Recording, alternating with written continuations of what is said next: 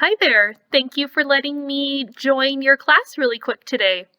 My name is Miss Carla, and I am an assistant children's librarian over at the Billings Public Library. So if you've ever been down to the big library downtown and gone into the children's section, you'll have seen either me or Miss Allen, our children's librarian, or Miss Molly.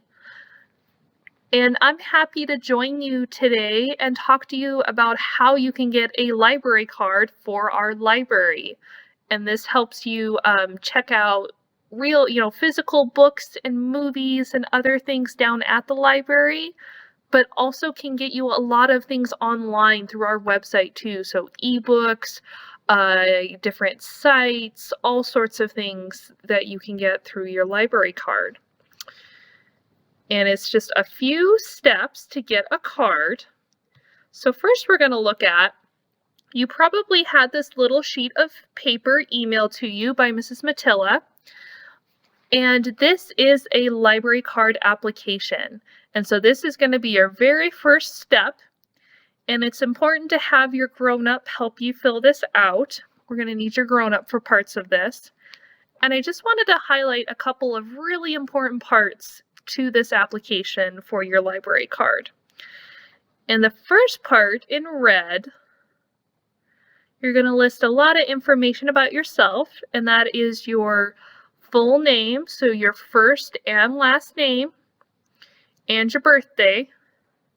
And the important part when you're filling this out, this is your name. So since you're getting your own card, this is your name here in this box of the red right atop.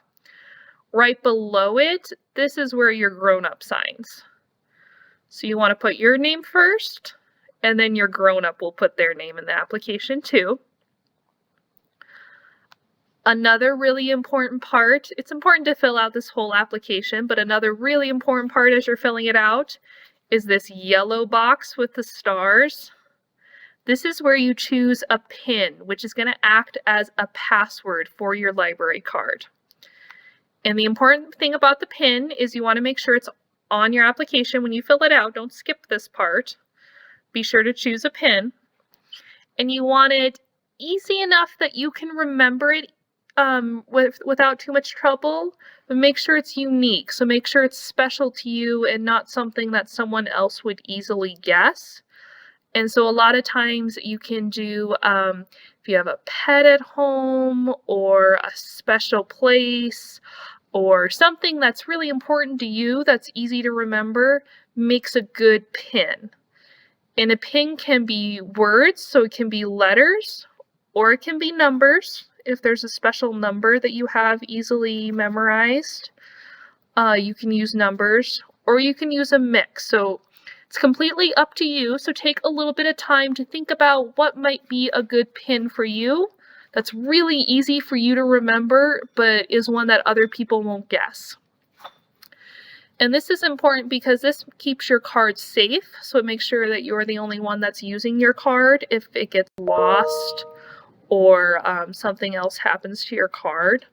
So it's important to choose this PIN and then also to keep it secret. So not to tell anyone, tell a whole lot of people what your PIN is, or write it on the back of your card, because if your card gets lost, then somebody else has that password.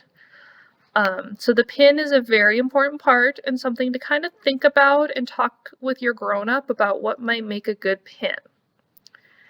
And the other important thing to know about the PIN is if you forget it, it's okay. We can fix it if you have your card and you forget what your PIN is, but you will need to come down to the library in person with your grown-up to reset your PIN. We can't give out your PIN over the phone or by email, just because that is kind of a safety risk for you. We want to make sure that we're giving the PIN to the right person. We want to make sure we're giving it only to you. So if you forget, it's okay, it's fixable, but that is one that you'll have to come down to the library and we can get it reset for you really quick and get you back on your way. And the last important spot that I just wanted to highlight, obviously be sure to fill out your email and be sure to fill out your home address. Have your grown-up help you with those sections. The last really important part of this application is this blue box. And this box is where you are agreeing to some things, and to kind of seal that agreement, you are signing your name, which is called your signature. Your signature is your first and last name. And what this big paragraph right above the signature line, so this big paragraph here, basically what that is saying is kind of the golden rule. So you are agreeing to, when you borrow books or movies or other, physical items from us at the library, you are agreeing to take care of them the best you can and bring them back on time the best you can.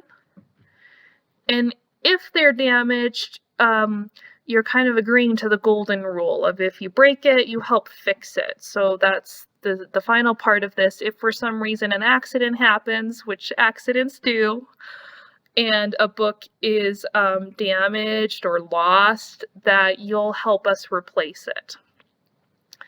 And so that's what you're signing to. So it's kind of important to know what you're signing to.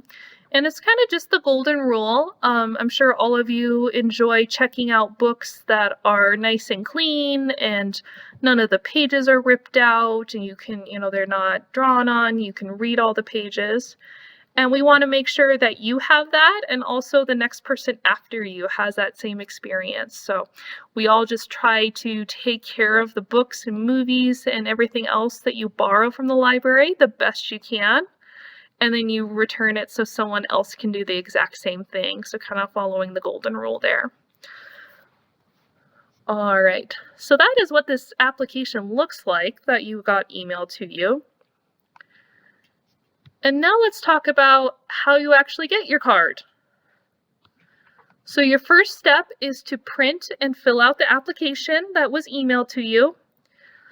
If for some reason you can't find that email, or your printer decided not to work that day, not a problem. Just come right down to the library with your grown-up. We have lots of applications on hand, and we can just take care of you right at the library. So if you don't have it to print, that's okay too. You can just come down to the library. But you can, if you want, print and fill it out at home. And then the next step, step number 2, is to bring yourself and your grown-up to the library. And we need both of you. So since this is your card, we want you there in person for your own card. And then we'll need your grown-up for a couple pieces important to the application that they'll have. So when you come with your grown-up to the library, you'll want to bring your application that you filled out. And then your grown-up will want to bring an ID. So for a lot of people, that might be a driver's license or any other official ID. So it can be a driver's license, it can be a tribal ID, it can be just Montana ID, doesn't have to be a driver's license. So any sort of official ID. And then the second piece we need is called the proof of address, which is a fancy way of saying a piece of mail, or maybe your grown-up has a utility bill or something with your home address on it. And so this is different for a lot of us have mailing addresses, which is where we get our mail, which sometimes is at home, but can be sometimes is a post office box. This one needs to be your home address. So this is the actual address of your home with the number and street name. So make sure to have your grown-up bring a piece of mail or a utility bill or something similar to that has your home address, not just your mailing address, but your home address on it. And so with that and your application, you can just come right up to the front desk as you walk in the building, and we will get your library card set up for you, and we will have a card ready for you to go in about 10 minutes. Doesn't take us too long.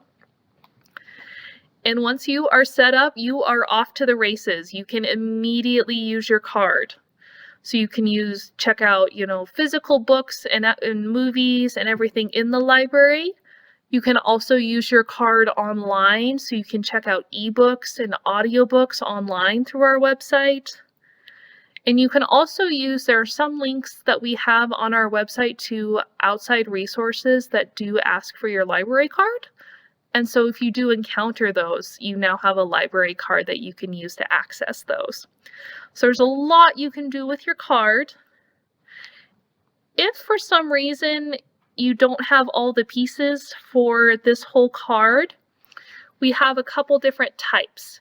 So this method that I've outlined here is for a full access card, which means you can check out actual books from the library, books and movies, and use it online. You can also get an online only card too, which is a similar process.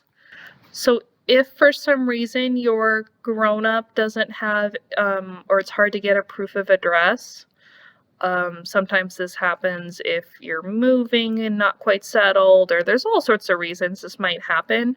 We can get you an online only card, which still gets you a ton of stuff online, ebooks and audiobooks and websites, all sorts of things too. So that is an option too.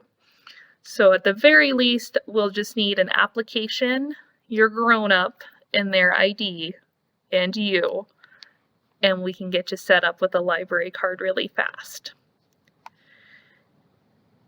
And so that is our main steps for how to get set up with your very own library card. If you have any questions, you can always ask your teacher, Mrs. Matilla, or you can always come down or call the library, and we're happy to answer any questions you have too. If you forget a step or are not quite sure what to bring in, always feel free to either come down and we'll get you all set up, or call or email and we can answer any questions you have too. All right, well, thank you for letting me kind of visit virtually one more time, and I hope you all get set up with your own library cards, and we're really excited to see you down at the library. We hope you really get a lot of use out of them.